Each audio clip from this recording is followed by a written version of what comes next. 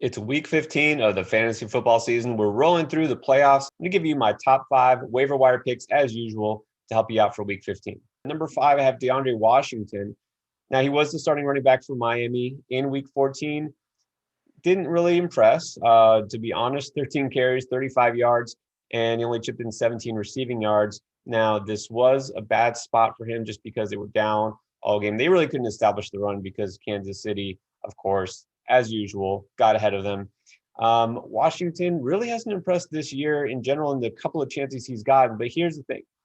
If he's still a starting running back, he is a starting running back with really somebody who's going to get most of the touches because there's nobody else there. And it's not a bad spot against New England just because they're kind of middle of the road, 16th ranked run defense. And the way their offense has been, it's pretty sure that they're not going to get up big. Probably not on Miami's defense. But if Myles Gaskin does return, remember he missed because he's on the COVID reserve list. You never know how that works. 1 week absence, 2 weeks absence, we don't know.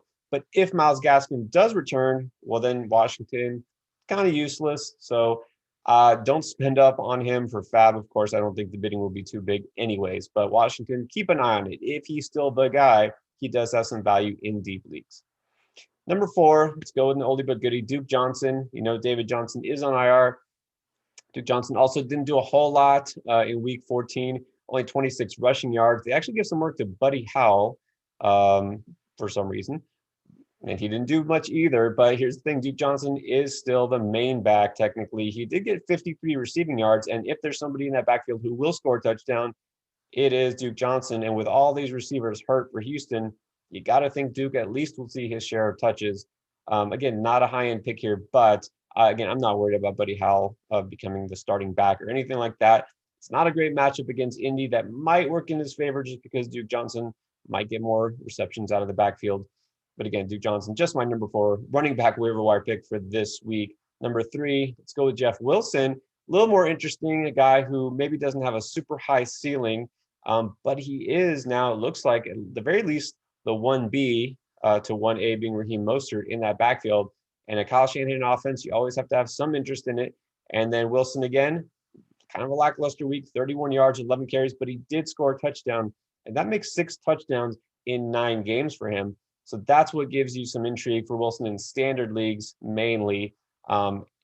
Dallas is the matchup, and that's why you also have to have interest because there is a great chance that he does score again going against that Cowboys defense, which has just laid down, especially against the run. So Wilson is somebody that you could consider as long as you don't expect too much. My number 2 running back for this week, Gus Edwards, in a smash spot against Jacksonville, has yet to play as of this recording because Baltimore playing on Monday night. But we've seen Edwards, even though I do feel Dobbins is the guy to own in that backfield. You know, Ingram is just kind of there, barely, technically. Can't worry about him. He has been kind of relegated to that number 3 role at running back.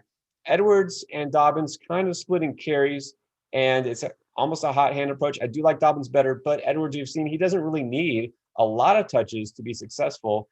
Had 101 yards just the other day, and he only got, 7 carries, something like that.